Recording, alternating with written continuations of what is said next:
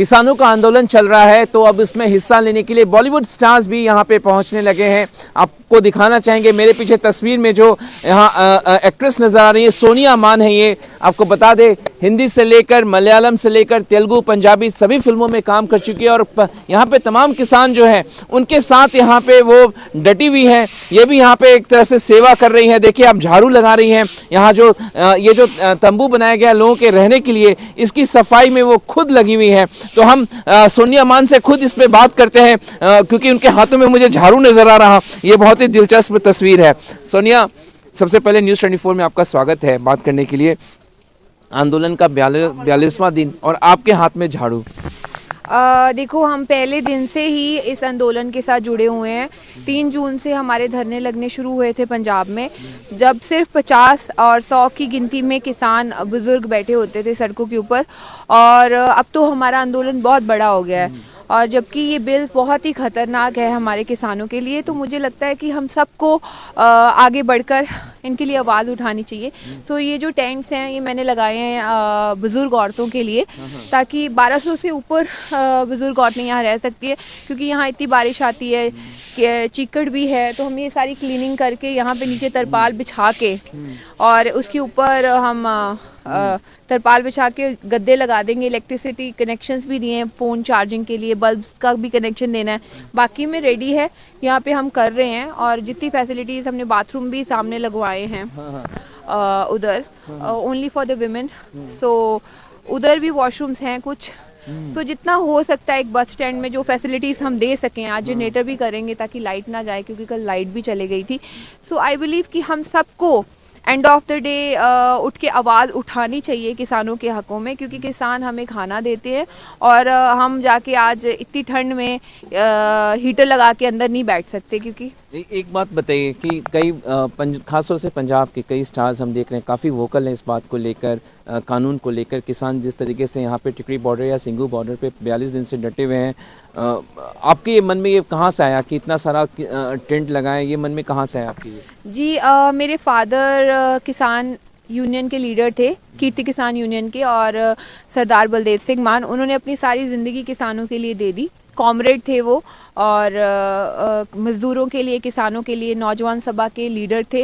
उन्होंने वो शहीद हो गए यही करते। मैं एक बात जोड़ना चाहूँगा, आपको सबसे महत्वपूर्ण बता दूं कि 1990 में जब सोनिया मान का जन्म हुआ था, शायद आपको ही वो देखने जा रहे थे, ऐसा कुछ है, और जब उनकी हत्या हो गई थी। जी, उनको टेररिस्ट ने तब मार दिया था।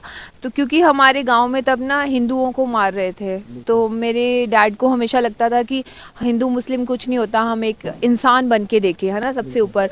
और उन्होंने मेरे लिए चिट्ठी लिखी थी एक, और उसमें ये लिखा था कि ना तू हिंदू बनना, ना मुस्लिम बनना, ना सिख बनना, सब तो उठ के एक इंसान बनने की कोशिश करना। और हमेशा मेरे किसानों के लिए, मज़दूरों के लिए अपनी आवाज़ बुलंद करना। और मेरी जंग जो वो लड़ रहे थे, तभी उन्होंने मेरे को लेटर में लिखा था कि वो जो जंग लड़ रहा हूँ, तू जब बड़ी होगी तो तब तुम्हें समझ आएगी कि मैं अपने लोगों के लिए जंग लड़ रहा हूँ। सभी की नज़रों में मैं आज निकम्मा हूँ, मैं काम नहीं करता। मैं लोगों की रैलीज़ में वो जाते थे, क्योंकि मेरे जितने भी ताया जी सारे गवर्नमेंट जॉब करते थे, तो मेरे दादाजी को हमेशा लगता था कि मेरे पापा भी गवर्नमेंट जॉब कर लें। तो गवर्नमेंट जॉब की एक बहुत अहमियत होती थी, because he was very intelligent. But उनको हमेशा से लगता था कि नहीं, मैं एक वो किसान यूनियन लीडर भी थे, तो वो मीटिंग्स में जाते थे डिफरेंट सिटीज़ में और लोगों के लिए हमेशा खड़े रहते थे। तो उनको लगता था कि ये तो कोई काम नहीं कर रहे। उन्हीं की चिट्ठी से आपको प्रेरणा हुआ कि आपने इतना सारा यहाँ पे कार्य कर रही है महिलाएं, क्योंकि बुजुर्ग महिलाएं सब लोग यहाँ पे डटे हुए हैं, तो क्या उन्हीं से प्रेरणा मिली? देखो, मुझे एंड ऑफ द डे लगता है कि मैंने अपने फादर साहब को देखा तो नहीं है, ना ही उन्होंने मुझे देखा है, बट उनको बेटी चाहिए थी ऐसी कि जो लोगों की हेल्प करे, है ना, सभी की। तो मुझे मेरे जो ये बुजुर्ग हैं सारे, है ना, जिनके साथ मैं अपना टाइम स्पेंड करती हूँ, तो इनमें मुझे अपने पापा नज़र आते हैं। तो कहीं ना कहीं मैं उनकी परछाई इनमें देख लेती हूँ। तो मुझे अच्छा लगता है, मुझे लगता है एंड ऑफ द डे मैं कुछ अच्छा काम कर रही हूँ और मैं सोसाइटी के लिए कुछ अच्छा करना चाहती हूँ। तो सोनिया, एक अहम सवाल है, क्योंकि सरकार से लगातार किसान नेताओं की बातचीत हो रही है, 8 राउंड की बातचीत हो चुकी है, परसों जो है 9वें राउंड की बैठक होगी, कोई समाधान निकलता नहीं दिख रहा। इस पे आप क्या सोचती हैं? देखिए, हमारी जो बीजेपी सरकार है वो अंबानी की फंडिंग के साथ चलती है। सभी को पता है सरकार पैसे से बनती है।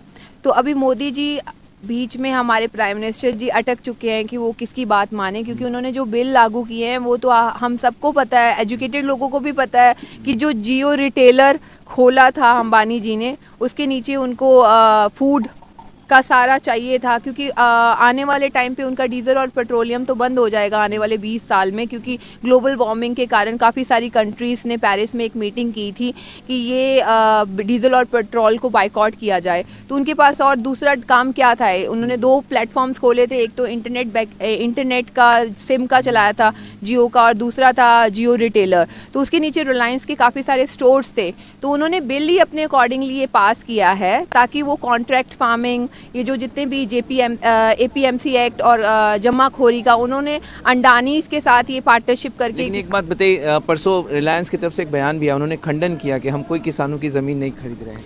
देखिए, वो नहीं खरीद रहे हैं, बट उनका बिजनेस तो है ना, वो तो अपना बिजनेस कर ही रहे हैं। उनका जो पार्टनरशिप है वो तो अंडानीज के साथ है ना, अंडानीज ने यहाँ पे ज़मीन खरीदी है, अंडानीज का जमाखोरी का पार्टनरशिप है उनका, जो भी वो खरीदेंगे फसल वो वहाँ पे उनके स्टोर्स में रखेंगे और आगे अपने स्टोर्स में। आपको क्यों लगता है कि मंडियाँ MSP सब खत्म हो जाएंगी?